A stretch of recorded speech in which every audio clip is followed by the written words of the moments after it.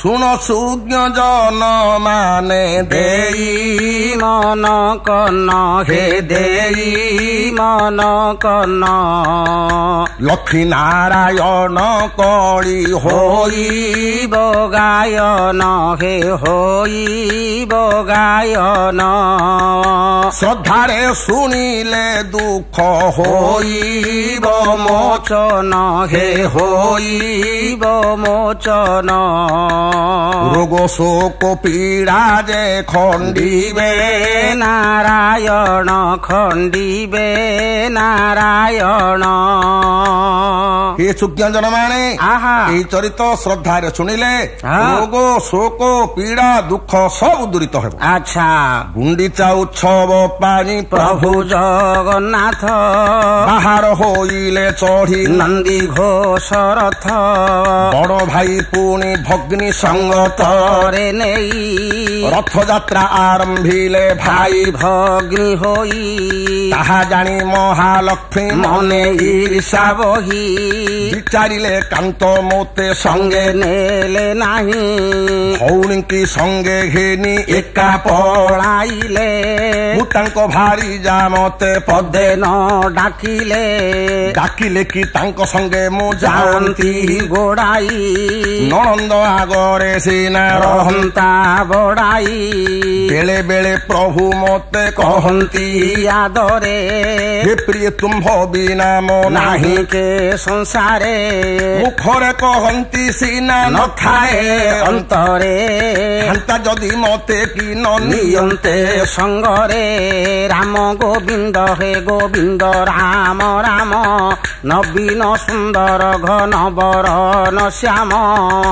ମହାଲକ୍ଷ୍ମୀ ବିଚାର କଲେ ଆହା ମତେ କେବଳ ନାରାୟଣ ମୁଖରେ ଶ୍ରଦ୍ଧା କରନ୍ତି ଯଦି ମୋ ପ୍ରତି ପ୍ରକୃତରେ ଶ୍ରଦ୍ଧା ଥାନ୍ତା ମତେ କଣ ସଙ୍ଗତରେ ନିଅନ୍ତେ ନାହିଁ? ନିଶ୍ଚୟ ପୁରୁଷଙ୍କ ହୃଦୟଟା ଅଟଇ ପଥର ମୁଖରେ ପିୟୁଷ ସିନା ଅନ୍ତରେ ଜହର କାର୍ଯ୍ୟ ବେଳେ ନାନା କଥା ଭୁଲାଇ କହନ୍ତି ପର ମୁହୂର୍ତ୍ତରେ ସବୁ ପାଶୋରି ଦିଅନ୍ତି ଅସୁନ୍ଦର ହୁଅନ୍ତା ଯଦି ସଙ୍ଗେ ନେଲେ ମତେ ଭଉଣୀକି କାହିଁ ପାଇଁ ନେଇଛନ୍ତି ସାଥେ ଭାଇ ଭଗ୍ନୀ ପଳାଇଲେ ମିଶି ଯାତରାକୁ ମତେ ଏକା ରଖିଦେଲେ ଘର ଜଗିବାକୁ ମୁହିଁ କିଏ ଘରର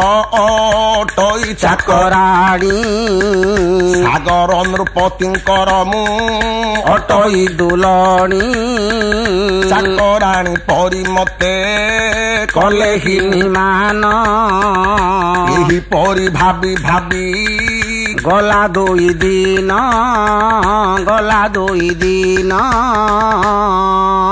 ମହାଲକ୍ଷ୍ମୀ ମନରେ ଟିକେ ଦୁଃଖ ଅଭିମାନ ଆଚ୍ଛା ଈର୍ଷା ଏଇପରି କରି କରି କରି କରି ଆଚ୍ଛା 2 ଦିନ ପଳେଇଲା। ଆଚ୍ଛା ହେରା ପଞ୍ଚମୀ ଦିନରେ ଦାସୀ ସଙ୍ଗେ ଧରି ହରି ରାମ ହେ ଭଜ ରାମ ହେ ବାହାରିଲେ ମହାଲକ୍ଷ୍ମୀ ମନେ କ୍ରୋଧ କରି ହେ ରାମ ଯେ ରାମ ଭଜ ଗୋବିନ୍ଦ ରାମ ଗୁଣ୍ଡିଚା ମନ୍ଦିର ରଥ ପାଶରେ ମିଳିଲେ ହେ ହରି ହେ ରାମ ଭଜ ଗୋବିନ୍ଦ ରାମ ରାଗରେ ରଥର କିଛି ଅଂଶ ଭାଙ୍ଗି ଦେଲେ ହେ ରାମ ଯେ ରାମ ଭଜ ଗୋବିନ୍ଦ ରାମ ମୁହଁ ରଙ୍ଗ ହୋଇଗଲା ବହେ ଦେହୁ ଝାଳ ହେ ରାମ ଯେ ରାମ ଭଜ ଗୋବିନ୍ଦ ରାମ ହାଲିଆ ହୋଇଲେ ହେଲା ନିଶ୍ୱାସ ପ୍ରଖର ହେ ରାମ ଯେ ରାମ ଭଜ ଗୋବିନ୍ଦ ରାମ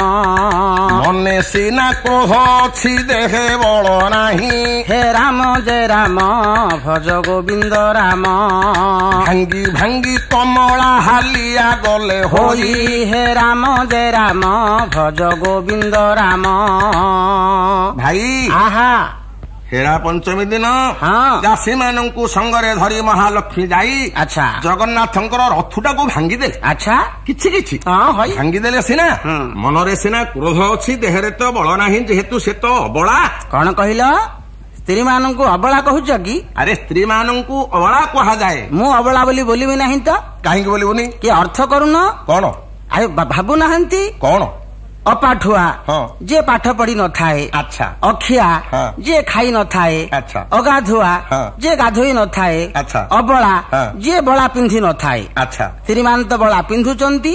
ବର୍ତ୍ତମାନ ଯୁଗରେ କାନରେ ମଧ୍ୟ ବଳା ପିନ୍ଧିଲେଣି। ଆଉ ତାଙ୍କୁ ଅବଳା ବୋଲି କାହିଁକି ବୋଲିବା? ବରଂ ବଳା ବୋଲି ବୋଲିବାକୁ ହବ ନା।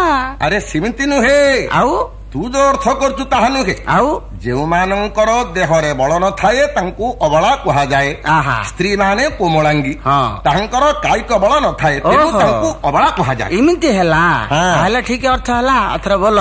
ରାଗେ ତମ ତମ ହୋଇ କମଳା ଫେରିଲେ ହରି ରାମ ହେ, ଦେଉଳେ ନିଜ ମନ୍ଦିରେ ଆସି ପ୍ରବେଶିଲେ ଜୟ ରାମ ହେ। ଦାସୀ ମାନଙ୍କୁ ଡକାଇ କହିଲେ ଏ ସନ ଜୟ ରାମ ହେ। ତୁମ୍ଭେ ମାନେ ମୋ ଆଦେଶ ପାଳିବ ନିଦାନ ଜୟ ରାମ ହେ ହରି ରାମ ହେ। ନବୀନ ସୁନ୍ଦର ଘନ ଶ୍ୟାମ ହେ। କହିଲେ ଲୋ ଦାସୀଗଣ ମୋର ଆଦେଶ ମାନିବ। କଣ? ପ୍ରଭୁ ଯେବେ ଯାତ୍ରା ସାରି ବାହୁଡ଼ିବେ ଘର ହରି ରାମ ହେ। ତୁମ୍ଭେ ମାନେ ଏହି ବୋଲ କରିବ ମୋହର ଜୟ ରାମ ହେ। ଆଗୁ ଯାଇ କିଳି ଦେବ ଦୁଆର କବାଟ ଜୟ ରାମ ହେ। ଆସିବାକୁ ପ୍ରଭୁ ଯେହ୍ନେ ନ ପାଇବେ ବାଟ ଜୟ ରାମ ହେ ହରି ରାମ ହେ। ନବୀନ ସୁନ୍ଦର ଘନ ଶ୍ୟାମ ହେ। କହିଲେ ଦାସୀ ମାନେ ଠାକୁର ଆସିବା ପୂର୍ବରୁ ତୁମେ ଯାଇ ସିଂହ ଦ୍ୱାର କବାଟ ପକେଇଦେବ। ଆଚ୍ଛା। ଯେ ଆଜ୍ଞା ମଣିମା ବୋଲି ଦାସୀଏ କହନ୍ତି। କ୍ରମେ କ୍ରମେ ଅଷ୍ଟମ ଦିବସ ଗଲା ବିତି। ଏଥୁ ଅନ୍ତେ ଯାହା ହେଲା ଶୁଣ ଦେଜି ମନ ଯେ ରାମ ଗୋବିନ୍ଦ ରାମ ଆହା ଭଜ ଗୋବିନ୍ଦ ରାମ। ଏଥୁ ଅନ୍ତେ ଯାହା ହେଲା ଶୁଣ ଦେଜି ମନ ଯେ ଅଦିନେ ଆମ୍ବ ବଉଳ କାଖ କରି ନେବି ଜାତ ଦେଖାଇ ମୁଁ ଭୁବନେଶ୍ୱର ଦେଉଳ। ଏଥୁ ଅନ୍ତେ ଯାହା ହେଲା ଶୁଣ ମନ ଦେଇ ଯେ ଅରୁଆ ଚାଉଳ କ୍ଷୀରି ନୁପୁର ଶବଦେ ଚମକାଇ ଦେଇ ଏହି ବାଟେ ଗଲା ଗୋରି। ଏଥୁ ଅନ୍ତେ ଯାହା ହେଲା ଶୁଣ ଦେଜି ମନ ଯେ ଆଇ କି ମାରିଲା ଗାଈ ଅଜାକୁ ମାରିଲା ପାଇକ ଭାଇ ଯେ ଚାଲ ଯିବା ଭୋଜି ଖାଇ। ଏଥୁ ଅନ୍ତେ ଯାହା ହେଲା ଶୁଣ ଦେଜି ମନ ଯେ କହିବି ଦୁଃଖ କାହାକୁ କାନ୍ତ ଛାଡ଼ି ଗଲେ ଦୂର ଦେଶକୁ ତ କୋରାଣ୍ଡି ରଖିଲା ତାଙ୍କୁ। ଏଥୁ ଅନ୍ତେ ଯାହା ହେଲା ଶୁଣ ମନ ଦେଇ ଯେ ଖଟ ତଳେ ଗଲା ବିଛା ଧନ କରିଛନ୍ତି ନୂଆ ଚାକିରି ମୋ ପଲଙ୍କ ପଡ଼ିଛି ତୁଛା।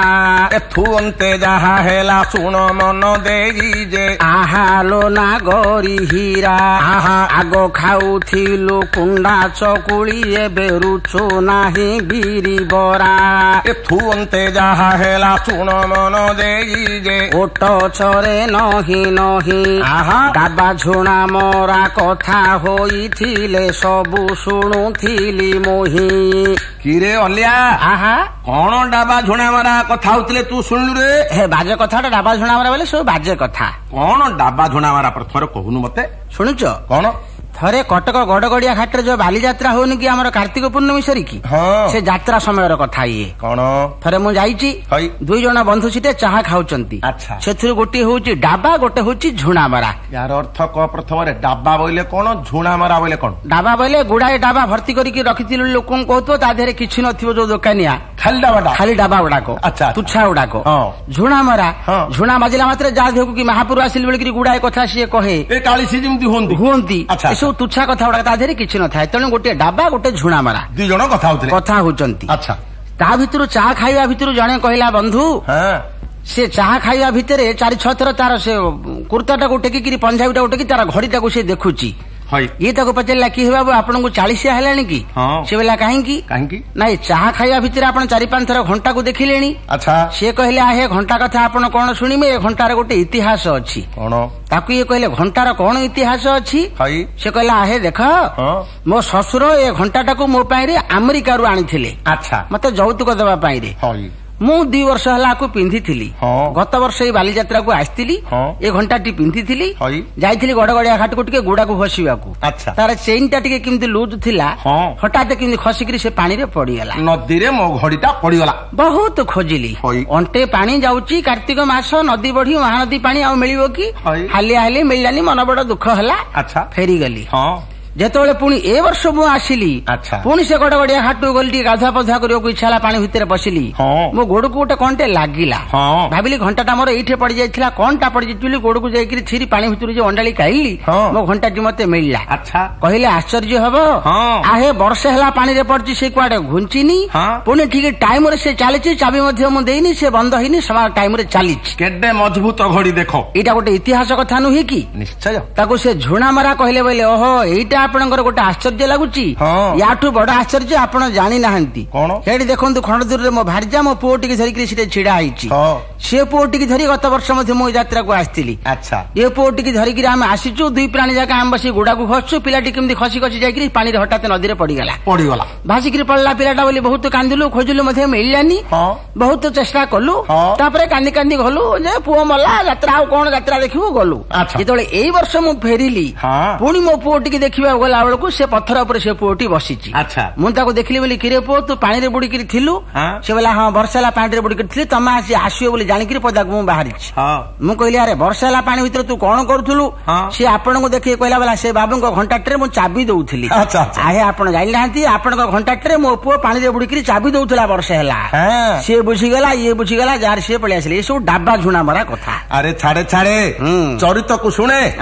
ଗୁଣ୍ଡିଚା ଉତ୍ସବ ସାରି ପ୍ରଭୁ ଜଗନ୍ନାଥ ନବମ ଦିନରେ ଚଢି ନନ୍ଦୀ ଘୋଷରଥ, ଆନନ୍ଦେ ଫେରିଲେ ଭାଇ ଭଉଣୀ ସହିତେ, ସେ ଅପୂର୍ବ ପଟୁଆର ବନିବା ହେ କେତେ, ମାଉସୀ ମା ଦୁଆରେ ପ୍ରବେଶ ହୋଇଲେ, ଆଦରର ପୋଡା ପିଠା ଆନନ୍ଦେ ଖାଇଲେ, ଜଗତର କରତା ତ ମଦନ ମୋହନ, ମାନବ ରୂପରେ ଲୀଳା କରନ୍ତି ଆସୀନ, ଲକ୍ଷ୍ମୀଙ୍କର ପାଇଁ କିଛି ପୋଡା ପିଠା ଧରି, ବାହାରିଲେ ବଡ ଦେଉଳକୁ ମୁଖ କରି, ଛତ୍ର ଚାମର ଢାଳନ୍ତି ଭେରି ତୁରି ବାଜେ, ରଥରୁ ଉତରି ପ୍ରଭୁ ସିଂହ ଦ୍ୱାରେ ବିଜେ, ରାମ ଗୋବିନ୍ଦ ହେ ଗୋବିନ୍ଦ ରାମ ରାମ, ନବୀନ ସୁନ୍ଦର ଘନ ବରନ ଶ୍ୟାମ।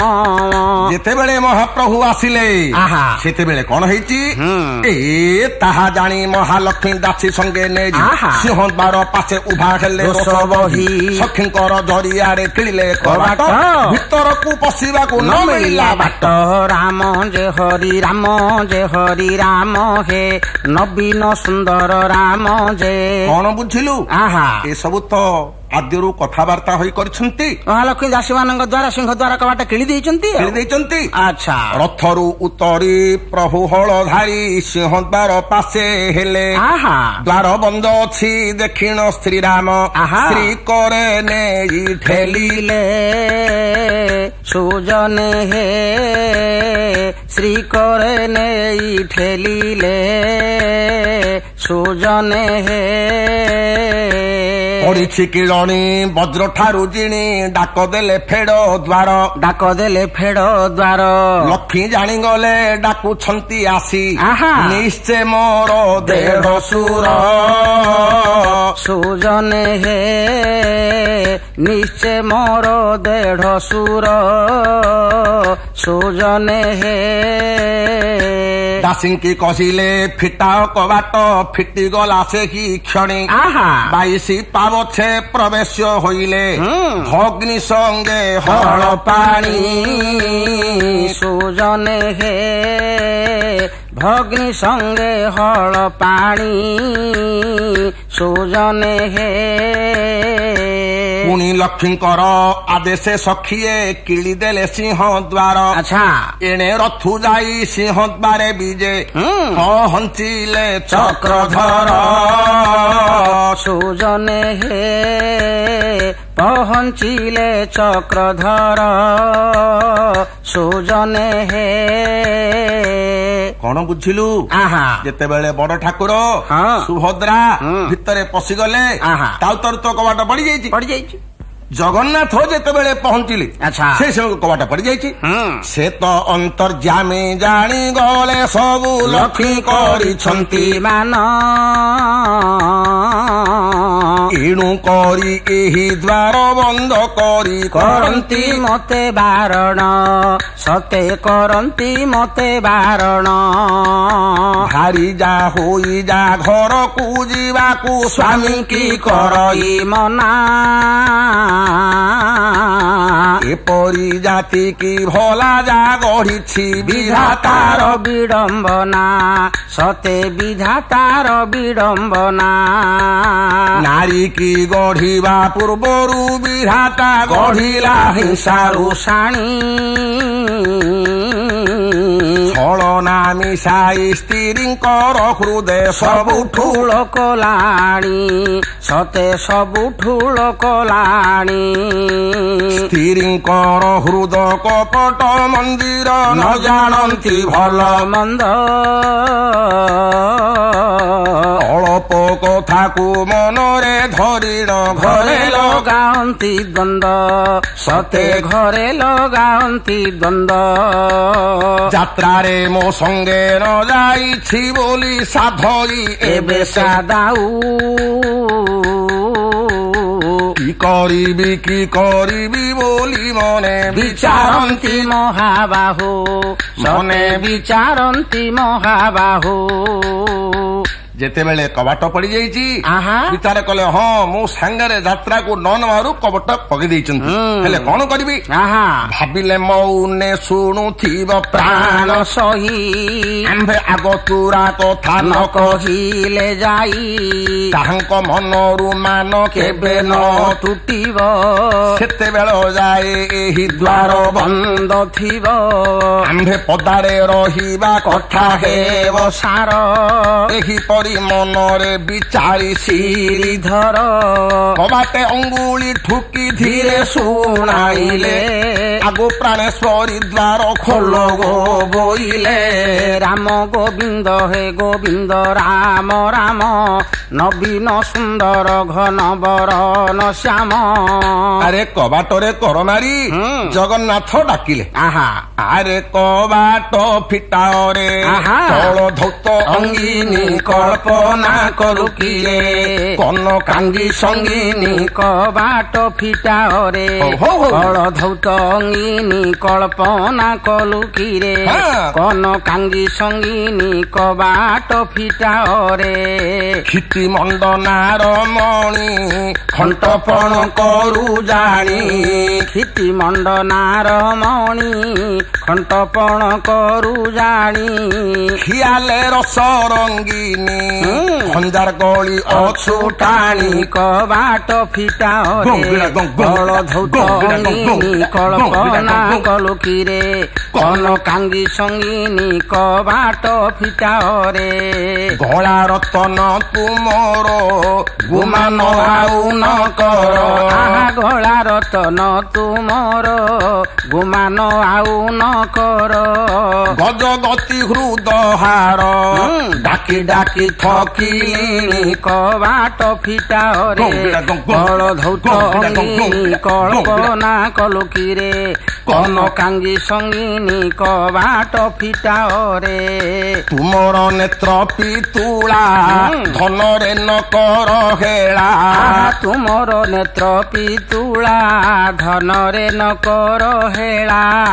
ଆଜି ଏହି ରୀତି ଦେ ଦେଖି ଭଗାରିଏ ହସିଲେଣି କବାଟ ଫିଟାରେ କଳ ଧୌତଙ୍ଗିନୀ କଳ୍ପନା କଲୁ କିରେ କନକାଙ୍ଗୀ ସଙ୍ଗିନୀ କବାଟ ଫିଟାରେ ରେ କନକାଙ୍ଗୀ ନବଦିନ ଯାତ୍ରା ନବ ଯୁଗ ହୋଇଲାଣି ନ ଦେଖି ତୁମ୍ଭ ବଦନ ଆଗ ନାରୀ ମଣି ରାଣୀ ବର ଆଗ ନାରୀ ବର ଗೋ ଅଭିମାନ ମନୁ ଦୂର କର ଗো ନାରୀ ବର ଗୋ ଅଭିମାନ ମନୁ ଦୂର କର ଗୋ ଆଉ ହଟ ହଟା ମତେ ନ କର ସହି ଖୋଲି ଦିଅ କବାଟ ଭିତରେ ଯିବି ମୋହି ରାମା ବର ଆଗ ରାମା ବର ଗୋ ଅଭିମାନ ମନୁ ଦୂର କର ଗୋ ରାମା ବର ଗୋ ଅଭିମାନ ମନୁ ଦୂର କର ଗୋ ଦୋଷ ଯେବେ ଥିବ ଦୟା କରି କର କ୍ଷମା ଦୋଷ ଯେବେ ଥିବ ଦୟା କରି କର କ୍ଷମା ଖୋଲି ଦିଅ କବାଟ ଗୋ ସିନ୍ଧୁରାଜ ଯେମା ନାରୀ ବର ଆଗ ନାରୀ ବର ଗୋ ଅଭିମାନ ମନୁ ଦୂର କର ଗୋ ଯେତେବେଳେ ଜଗନ୍ନାଥ ଏପରି ଡାକିଲେ ଆଚ୍ଛା କାନ୍ତ ବାଣୀ ଶୁଣି ଲକ୍ଷ୍ମୀ ହୋଇ କ୍ରୋଧ ଘର ଗଭୀର କଣ୍ଠରେ ମାତା ଦିଅନ୍ତି ଉତ୍ତର ଜଗତ ଠାକୁର ନାମ ତୁମ୍ଭର ଅଟଇ ଏହି ଦେଉଳରେ ତୁମେ ରହିବ କି ପାଇଁ ଏ ଅଟେ ବଡ଼ ଦେଉଳ ଲକ୍ଷ ଲକ୍ଷ ଭକ୍ତ ସମବେତ ହେଉଛନ୍ତି ହେବାକୁ ମୁକତ ଘଣ୍ଟ ଭେରି କାହାଳି ଯେ ବାଜଣା ବାଜଇ ଏଡ଼େ ଗହଳିରେ ତୁମେ ରହିବ କି ପାଇଁ ଭଉଣୀ ସଙ୍ଗତେ ଯାଇ ଗୁଣ୍ଡିଚା ମନ୍ଦିରେ ମିଛାଟିଆରେ ବିହାର କର ହେ ସେଠାରେ ନବୀନ ସୁନ୍ଦର ହରି ରାମ ରାମ ରାମ କହିଲେ ହେ ପ୍ରାଣେଶ୍ୱର ଆହା ଏଡ଼େ ଗହଳିରେ ତୁମେ କାହିଁକି ରହିବ ଭଉଣୀ କି ସାଙ୍ଗରେ ଧରିକିରି ଗୁଣ୍ଡିଚା ମନ୍ଦିରକୁ ଯାଅ ଏକୁଟିଆରେ ସେ ସ୍ଥାନରେ ବିହାର କରିବାକୁ ସୁବିଧା ହବ ଜଗନ୍ନାଥ କହୁଛନ୍ତି ଶୁଣ ପ୍ରାଣ ସହି ଏଥିର କାରଣ ମୁଁ ହିଁ କହୁଛି ବୁଝାଇ ଇନ୍ଦ୍ରଦ୍ୟୁମ୍ନ ରାଜା ଏହି ମନ୍ଦିର ତୋଳିଲେ ଆମ୍ଭଙ୍କୁ ଆଣି ଏଠାରେ ସ୍ଥାପନା କରିଲେ ଗୁଣ୍ଡିଚା ନାମରେ ରାଜାଙ୍କର ପାଟରାଣୀ ଭକ୍ତି ଭରେ ସେବା ମତେ କରୁଥାନ୍ତି ଆଣି ତାହାଙ୍କ ଭକ୍ତିରେ ମୁଁ ହିଁ ସନ୍ତୋଷ ହୋଇଲି କି ବର ମାଗୁଛ ମାଗ ଦେବୀ ମୁଁ ବୋଇଲି ଗୁଣ୍ଡିଚା କହିଲା ମତେ ଏହି ବର ଦେବ ଗୁଣ୍ଡିଚା ନାମରେ ତୁମ୍ଭ ଯାତ୍ରା ହେଉଥିବ ରଥେ ବସି ଭାଇ ଭଗ୍ନୀ ସଙ୍ଗତରେ ନେଇ ମୋ ମନ୍ଦିରେ ବିଜେ ହେବ ଜଗତ ଗୋସାଇଁ 7 ଦିନ ପର୍ଯ୍ୟନ୍ତ ମୋ ମନ୍ଦିରେ ରହିବ ପ୍ରତିବର୍ଷ ଏହିପରି କରନ୍ତୁ ମାଧବ ତାହାଙ୍କ ଭକ୍ତିରେ ମୁଁ ହିଁ ବନ୍ଧା ହୋଇଥିଲି ସେ ଯାହା କହିଲେ ତାହା ତଥାସ୍ତୁ ବୋଇଲି ସେହି ଦିନ ରଥଯାତ୍ରା ହୁଅଇ ଆମ୍ଭର କହ ପ୍ରିୟ କିସ ଦୋଷ ଏଥିରେ ଆମ୍ଭର ରାମ ଗୋବିନ୍ଦ ହେ ଗୋବିନ୍ଦ ରାମ ରାମ ନବୀନ ସୁନ୍ଦର ଘନ ବରନ ଶ୍ୟାମ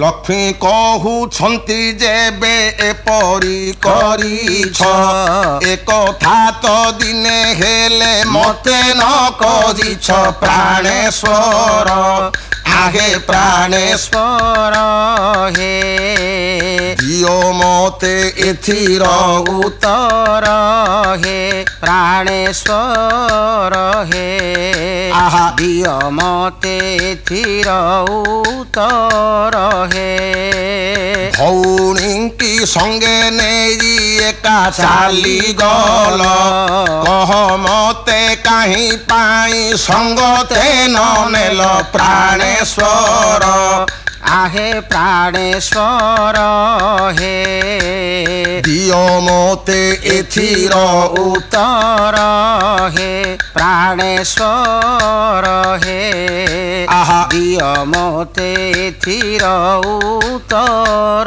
हे एहिपरि जेतेबेले लक्ष्मी पचारिले जगन्नाथ कहउछंती सुन प्राण सही संगतरे थिले परा आंभ बड़ भाई पद्मालया आगो पद्मालया गो तुम्भे परा मोर अट जाया गो पद्मालया गो आहा तुम्भे परा अट मोर जाया गो देढ़ सुर संगे केन्हे करंत गमन तेणु तुम्भंकु न नेली आगो प्राण धन पद्मालया आगो पद्मालया गो आहा तुम्हे परा मोर अट जाया गो कहले आगो पद्मालया देढ़ सुर सांगे कौन भाई बो एकाटे जीवा सुंदर हुए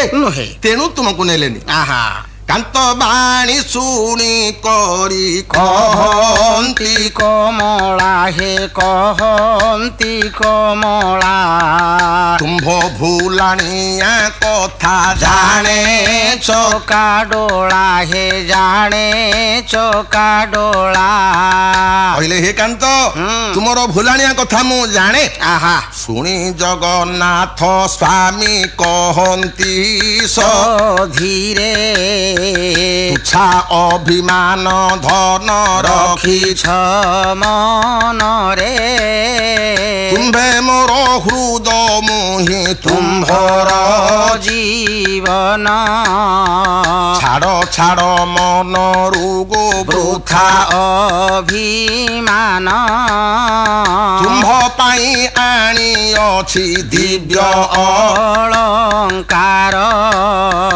भूषण हरिण प्रिय देखाओ सुंदर कहले हे प्रिय आहा वृथा अभिमान छाड़ तुम पाई अति सुंदर अलंकार आनिछि नियो लगाओ तुमरो सुंदर पणिया मते देखाओ अच्छा कांत बाणी शुणी करी कहंती कमला सागर राजा झियो मु अटई अल्लला मोरो पिता रत्नाकर अटे रत्न खणी पूर्व रत्न मते देखाउछ आनी एही जिनिसरे मोर किस कार्य अछि गोपपुर गौडुणी नेबे शिरा बाछि सेमानंकु देले श्रद्धा करिवे तुम्भंकु स्नेह भरे भिड़ी नेबे कोल करिबाकु जय राम राम राम राम हे नवीन सुंदर हरि राम हे लक्ष्मी टिके रागी गले हाँ से अलंकार मोर किछि दरकार नै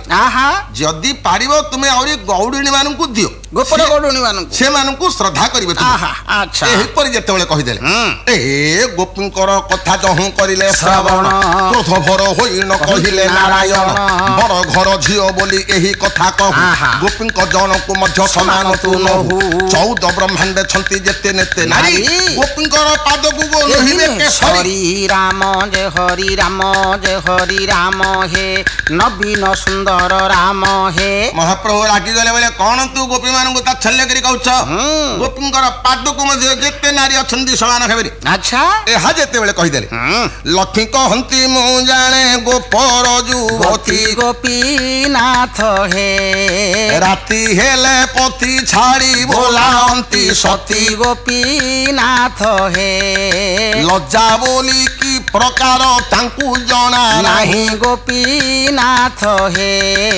ପରିହାସ ହେଉଥାନ୍ତି ତୁମ୍ଭ ମୁଖ ଚାହିଁ ଗୋପୀନାଥ ହେ ଗୋପୀନାଥ ହେ ସତ କି ମିଛ ଏ କଥା ଭାବ ନିଜ ଚିତ୍ତ ଗୋପୀନାଥ ହେ ତୁମ୍ଭେ ଅଟ ନାଟୁଆ ପୁରୁଷ ତାହାଙ୍କର ଗୋପୀନାଥ ହେ ଯମୁନାକୁ ଯାଆନ୍ତି ସେ ଆଣିବାକୁ ନିର ଗୋପୀନାଥ ହେ ବାଟେ ଆଖି ଠରା ଠରି ହେଉଥାଅ ରହି ଗୋପୀନାଥ ହେ କଦମ୍ବ ମୂଳରେ ବସି ବଇଁଶୀ ବଜାଇ ଗୋପୀନାଥ ହେ ଗୋପୀନାଥ ହେ ସତ କି ମିଛ ଏ କଥା ଭାବ ନିଜ ଚିତ୍ତ ଗୋପୀନାଥ ହେ କୁମ୍ଭଙ୍କୁ ନ ଚାନ୍ତି ଗୋପୀ ଯମୁନା କୂଳରେ ଗୋପୀନାଥ ହେ ବସା କରିଥାଅ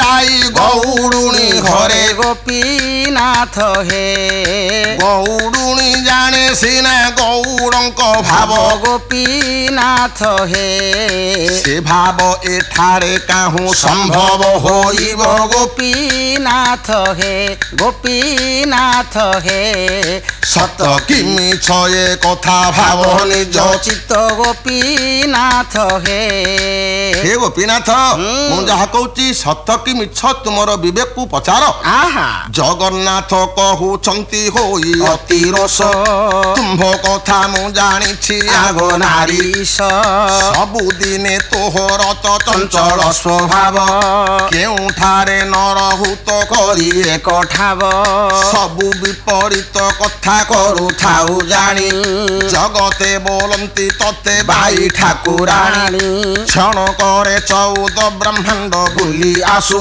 ସ୍ନାନ ନ କରି ଆସି ଦେଉଳରେ ପଶୁ ଜୟ ରାମ ରାମ ରାମ ଅଦାତା କୃପାଣ ନିଚ ଲୋକେ ଦେଉ ସୁଖ କବି ପଣ୍ଡିତ ମାନଙ୍କୁ ନ ଦେଉଛୁ ଭିକ ପତିବ୍ରତା ନାରୀ କି ଦେଉଛୁ କନ୍ୟା ଧରି ଅସତୀ ନାରୀ କି ତୁ ହିଁ ଦେଉ ପାଟ ଶାଢ଼ୀ ତୋହର ଭାଗ୍ୟକୁ ମୁଁ ହିଁ ତୋ ହାତ ଧରିଛି ମୁଁ ବୋଲି ତୋହର ଦାଉ ସମ୍ଭାଳି ରହିଛି ଜୟ ରାମ ରାମ ରାମ ରାମ ହେ ନବୀନ ସୁନ୍ଦର ଘନ ଶ୍ୟାମ ହେ କହିଲେ ରଖି ତୁମର ସ୍ୱଭାବ ମୁଁ ଜାଣିଛି ଗଲା ମୁଁ ତ ହାତ ଧରି ବିଭାଇଛି କାହାକୁ କହିବି ବୋଲି ତୁମର ସିନା ଦାଉ ସମ୍ଭାଳିଛି ଆଉ ଅନ୍ୟ ପୁରୁଷ ହେଇଥିଲେ ସମ୍ଭାଳି ପାରନ୍ତା ନାହିଁ କଦାପି ନୁହେଁ ରାଗି ଗଲେ ହେଲେ ଲକ୍ଷ୍ମୀ ମଧ୍ୟ ରାଗି ଯାଇଛନ୍ତି ମହାଲକ୍ଷ୍ମୀ କହୁଛନ୍ତି ଆହେ ନାରାୟଣ ତୁମ୍ଭେ ଯେହ୍ନେ ଜାଣିଅଛ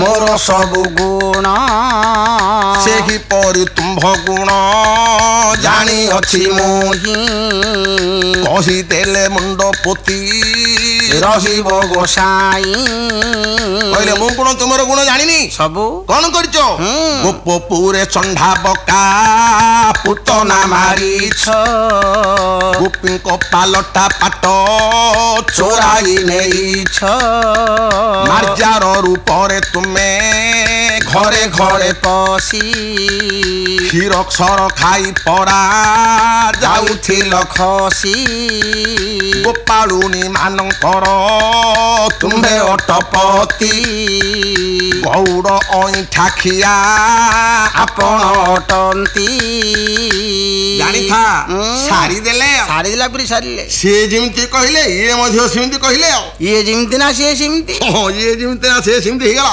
ଇଏ ଯେମିତି ସିଏ ସେମିତି ଆଉ ଗୋଟେ କଥା ରହିଛି ଶୁଣିଛ କି କଣ ଶୁଣ ଶୁଣ କଣ କହ ଥରେ ଗୋଟିଏ ଗାଁରେ ଗୋଟିଏ ଲୋକ ବିବାହ ହେଇଥିଲେ ତାଙ୍କ ସ୍ତ୍ରୀଟି ମରିଗଲେ ଆଚ୍ଛା ଦ୍ୱିତୀୟ ପକ୍ଷରେ ପୁଣି ଗୋଟିଏ ବିବାହ ହେଲେ ଆଚ୍ଛା ସେଉଟି ମଧ୍ୟ ମରିଗଲା ଆଚ୍ଛା ତୃତୀୟ ପକ୍ଷରେ ପୁଣି ଗୋଟିଏ ଆଣିଲା ଆଚ୍ଛା ସେଉଟି ମଧ୍ୟ ମଲା ଆଚ୍ଛା ଆହେ ବିବାହ ହଉ ହଉ 9ଟି ଭାରି ଯା ବିବାହ ହେଲା 9ଟା ବିବାହ ଲାଗିରେ 9ଟି ଯାକ ମରିଗଲେ ଆଚ୍ଛା ଆଚ୍ଛା ଲୋକେ ଆକୁ ଦେଖିଲେ ମଧ୍ୟ ହସିଲେ ଆଖପାଖ ଲୋକମାନେ ଆକୁ ମଧ୍ୟ ଗୋଟେ ପରିହାସରେ କହନ୍ତି ହେଟି ମାଇ ପକ୍ଷୀ ଆସିଲା ବୋଲି ଗମାନ୍ତ କରନ୍ତି ଇଏ ମଧ୍ୟ ବଡ ଦୁଃଖିତ ହେଲା ବିଚାର କଲା ମୋର 9ଟି ଭାରି ଯା ମରିଗଲା ମନ୍ଦ ଗ୍ରହ ପଡିଛି ହେଲେ ମନ୍ଦ ଗ୍ରହ ପଡ଼ିଲେ 9ଟି ତ ଗ୍ରହ 9ଟି ଭାର୍ଯ୍ୟା ତ ଖାଇଦେଲେ ଏଥର 10ମ ବାର ଆଉ ଗୋଟେ ଦାରା ଗ୍ରହଣ କରିବା। ଆଚ୍ଛା ଆଚ୍ଛା ବୁଢା ବୁଢା ମାନଙ୍କୁ ଡକେଇକିରି ଜଟକ ମାନଙ୍କୁ କହିଲା ହେ ମୋ ପାଇଁ ଗୋଟେ କୁଆଡୁ ହେଲେ 10ମ କନ୍ୟାଟିଏ ଗୋଟେ ଠିକ କରିଦିଅ। ଆଚ୍ଛା ୟା 8-10-25 ଟଙ୍କା ବାଟ ଖର୍ଚ୍ଚ ଧଇଲେ ବହୁତ ଦୂର ଟିକେ ବାହାରେ କାରଣ ଆଖପାଖରେ ସବୁ ୟାର ଭାର୍ଯ୍ୟା ମରିବାର ଜାଣିଗଲେଣି କି ଆଉ ଝିଅ ଦଉନାହାନ୍ତି ମାଇପୋ ଖିଆ ବୋଲି ଜାଣିବେ ବୋଲେ ଆଉ କିଏ କନ୍ୟା ଦବ କି ଦେବି ହେଲା ବହୁତ ଦୂର ଯାଇ ବୁଲି ବୁଲି ବୁଲି ବୁଲି ୟା ପାଇଁ ଗୋଟେ କନ୍ୟାଟିଏ ଠିକ କଲେ। ଆଚ୍ଛା ୟା ପାଇଁ ଯୋଉ କନ୍ୟାଟି ଝିଅଟି ନିଶ୍ଚୟ କଲେ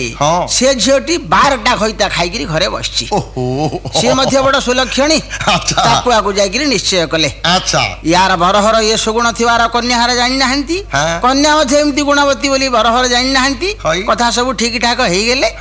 କହିଲେ କେବେ ଝିଅକୁ ଧରି ଆସିବ ସିଏ କହିଲେ ଆମେ ତ ବିବାହ କରିବାନି ଇଏ ତ ଯାହା ହେଲେ ମଧ୍ୟ ଛୁଆଛୁଇ ପ୍ରଥା ମଙ୍ଗଳବାର ଦିନ ଆମେ ଧରିକିରି ଝିଅକୁ ଯାଉଛୁ। ଆଚ୍ଛା ବରହରେ ଆସି ଭଲ ଲୋକ ମାନେ କହିଲେ ଇଏ ଟିକେ ରନ୍ଧା ବଢା କରିକିରି ଘରେ ବସିଛି କାହିଁ ତା ଘରେ କେହି ନାହିଁ ସେ ପୁରା ଏକଲା ସବୁ ବୁଢା ବୁଢୀ ମଧ୍ୟ କେହି ନାହାନ୍ତି ସେ ଏକଲା କଣ ଟିକେ କରିକି ବସିଛି। ଏ ସମୟରେ କନ୍ୟାହାର କନ୍ୟା ପିଲା ଟିକେ ଶଗଡ଼ରେ ଆଣିଲେ ଆଘରେ ଆଣି ଛାଡ଼ିଦେଲେ। ଯେତେବେଳେ ସେ ହାତ ଓଢଣା ପକେଇ ଲହିଁ ଲହିକିରି ଘରକୁ ଗଲା ସେତେବେଳେ ବରର ମନରେ ଆଉ ଥରେ ଦୁଃଖ ହେଲା।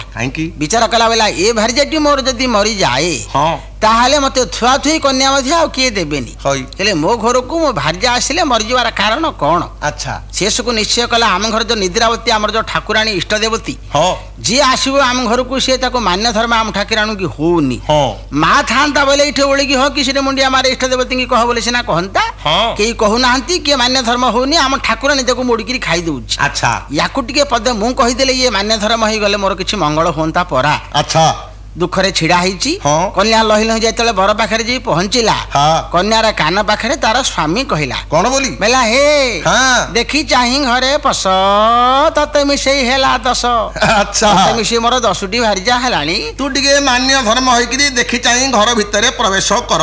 ଯେମିତି ଏ କଥା ଶୁଣିଦେଲା ସେ ମାଇପିଲା ଏ ଝିଅ ଆଉ ଯିବ କଣ ସେଠି ଛିଡା ହେଇ ପଇଲା। ଆଚ୍ଛା ବେଲା କଣ ହେଲା ମତେ ମିଶି ଆଙ୍କର 10 ହେଲା ଜାଣିଥିଲା ମୁଁ ଦ୍ୱିତୀୟ ପକ୍ଷରେ ଆସିଛି ବୋଲିକିରି ବିଚାର କଲା ମୋର ଆଗରୁ ଏ 9ଟି ଖାଇଛି ତେଣୁ ମତେ ମିଶି 10 ହେଲା। ଆଚ୍ଛା ହଉ କଣ ହେଲା ମୋଠୁ ତ ଅଧିକ ହେଇନାହାନ୍ତି ମୋ ଗୁଣ ଜାଣିନାହାନ୍ତି ବୋଲି ସିନା କହୁଛନ୍ତି ମୋ କଥା ଟିକେ ମତେ ତାଙ୍କୁ ଶୁଣେଇଦେବା।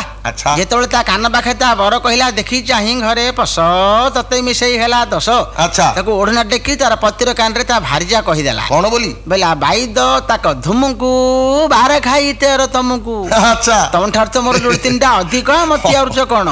ସମସ୍ତେ ହସିଲେ ଇଏ ମଧ୍ୟ ବିଚାର କଲା ପ୍ରକୃତ ଇଏ କାମର ଘର ଚଳେଇବ ଇଏ ଯେମିତି ନା ସିଏ ସେମିତି।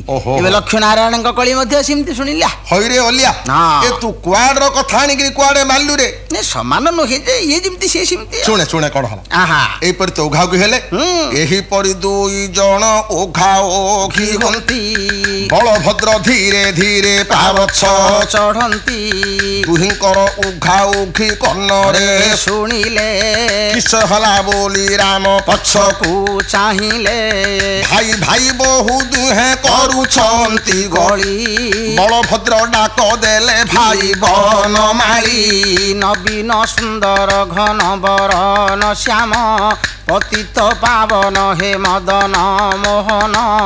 ବଳରାମ ସିନା ପଳଉଥିଲେ ବୁଲିକିରି ଚାହିଁଲେ ଯେ ଲକ୍ଷ୍ମୀ ନାରାୟଣ କଳି କରୁଛନ୍ତି କିଲେ କିରେ ବନମାଳି ତିଆରି କଷିଲେ ଭାଜି କିଛି ତୁ ନ ଜାଣୁ ଅନ୍ୟ ସ୍ତ୍ରୀ ପରି କିରେ କମଳାଙ୍କୁ ମଣୁ ଲକ୍ଷ୍ମୀ ପରା ତୋହର ଅଟନ୍ତି ପାଟ ରାଣୀ ଅନନ୍ତ କୋଟି ବ୍ରହ୍ମାଣ୍ଡର ସେ ଶାନ୍ତାଣୀ ଜଗତ ଯାକର ପରିଦାତ୍ରୀ ସେ ଅଟନ୍ତି ଯାହାଙ୍କ କଟାକ୍ଷେ ଜନେ ଐଶ୍ୱର୍ଯ୍ୟ ଭୋଗନ୍ତି ତାହାଙ୍କୁ ଏପରି କିସ କହୁଛୁ ରେ ଭାଇ ଏପରି କହିବା ତୋର ଉଚିତ ନୁହଇ।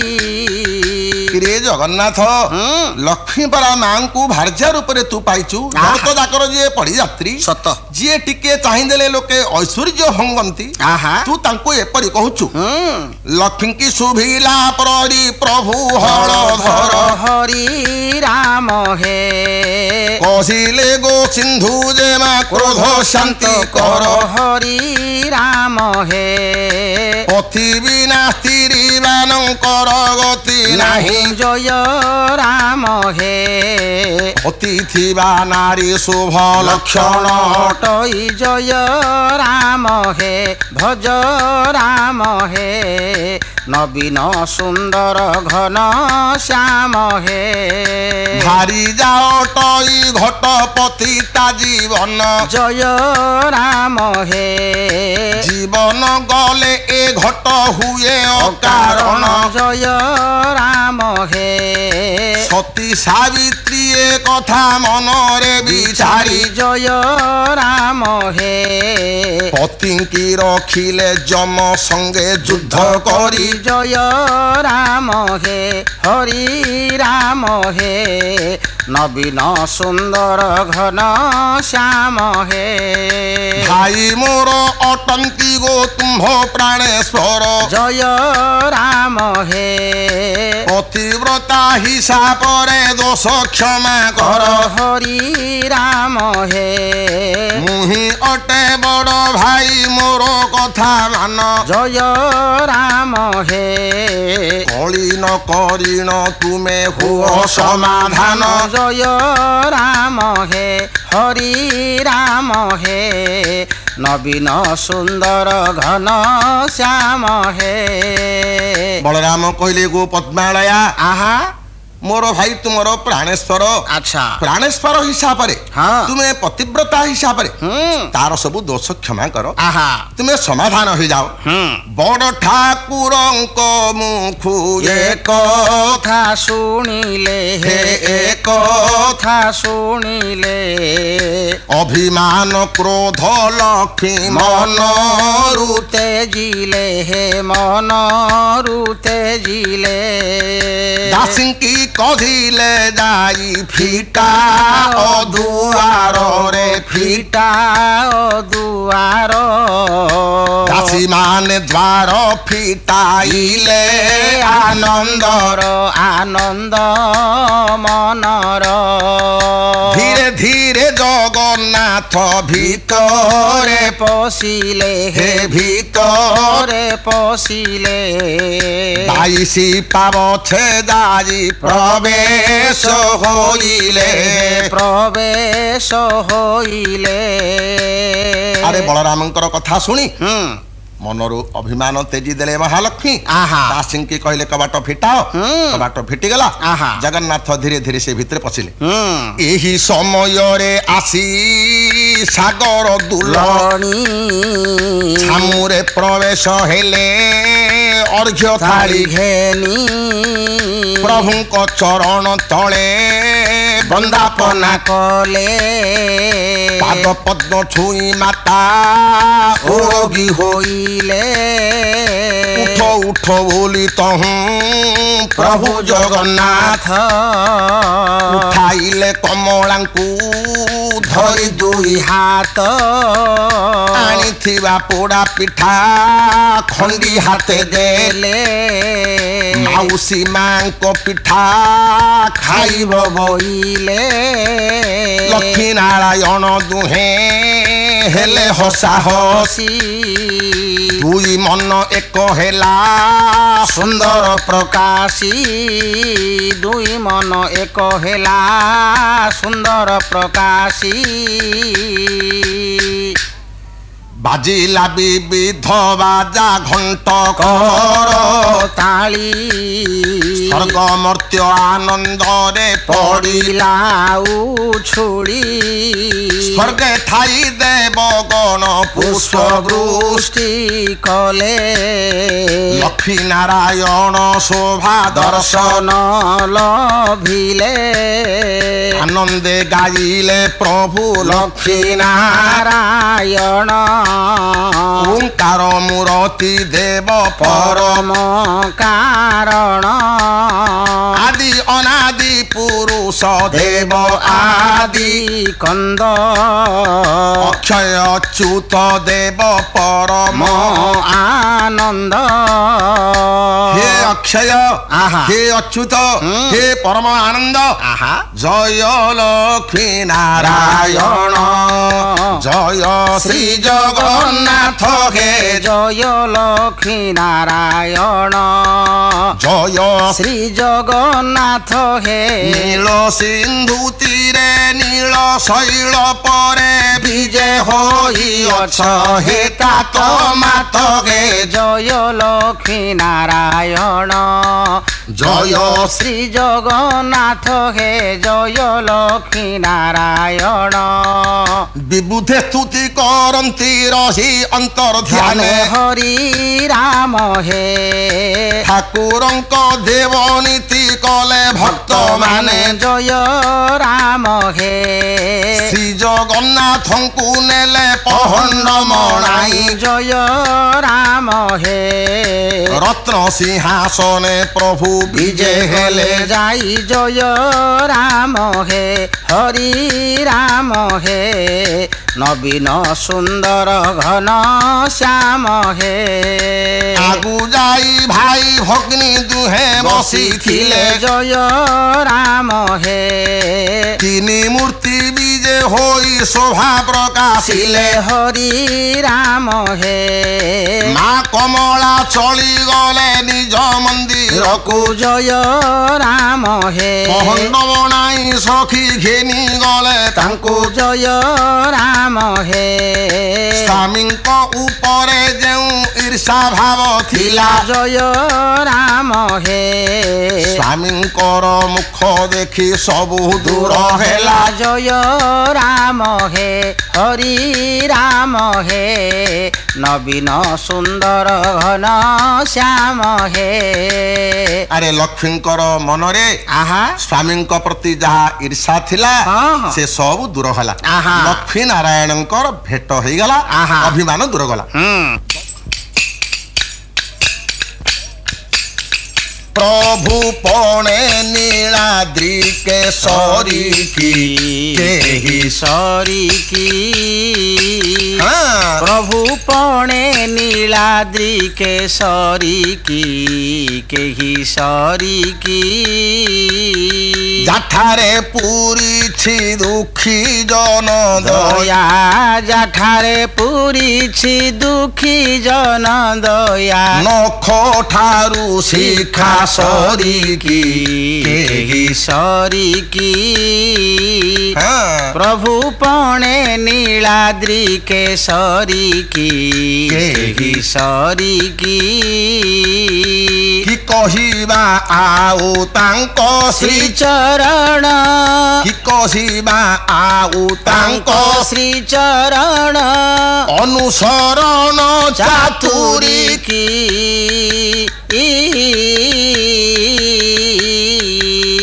बजाउछन्ति विभीषण आगरे बजाउछन्ति विभीषण आगरे जगत विजय तुरी की केहि सरी की प्रभु पौणे नीलाद्रि के सरी की केहि सरी की जाठारे पूरी छी दुखी जन दया जाठारे पूरी छी दुखी जन दया नख ठारू शिखा सरी की केहि सरी की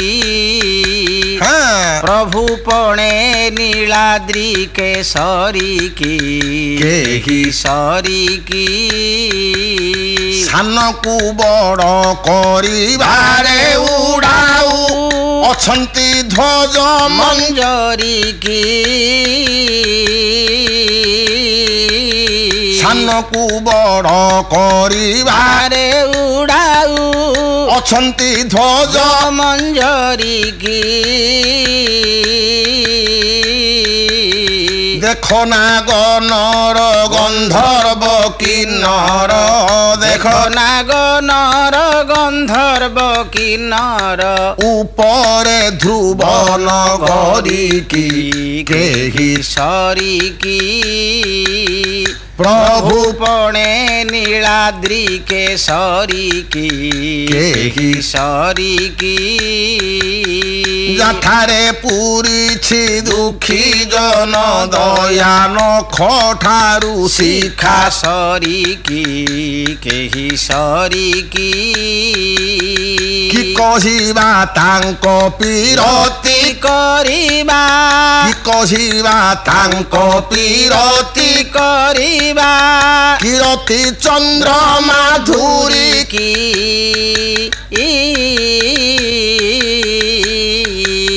রঙ্ক বিপ্রপাদ ধুয়াই যা দেলে রঙ্ক বিপ্রপাদ ধুয়াই যা দেলে রমা করে রত্ন ঝরি কি কেহি সরি কি প্রভু পণে নীলাদ্রি কেশরী কি কেহি সরি কি যাঠারে পুরিছি দুঃখী জন দয়ান খঠারু শিখা সরি কি কেহি সরি কি ক্ষমা সাগর যে তাহাঙ্কু ভজিলে ক্ষমা সাগর যে তাহাঙ্কু ভজিলে কাল কিঙ্করঙ্কু ডরি কি বলে কবি সূর্য আন উপায়কু বলে কবি সূর্য আন উপায়কু ফিঙ্গি দিয় গিরি ধরি কি কেহি সরি কি প্রভু পণে নীলাদ্রি কেশরী কি কেহি সরি কি যাঠারে পুরিছি দুঃখী জন দয়ান খঠারু শিখা সরি কি কেহি সরি কি ভীমস্যাপিরণে ভঙ্গ মুনিরূপে মতে ভ্রমং যদি শুদ্ধম অশুদ্ধম বা মম দোষ ন বিদ্যতে স্বস্তি প্রজাভ্যাম পরিপালয়তু ন্যায়েন মার্গেণ মহি মহিষ্য গো ব্রাহ্মণেভ্यो শুভমস্তু নিত্যং লোকা সমস্তা সুখিনো ভবন্তু ওং শান্তি ওং শান্তি ওং শান্তি।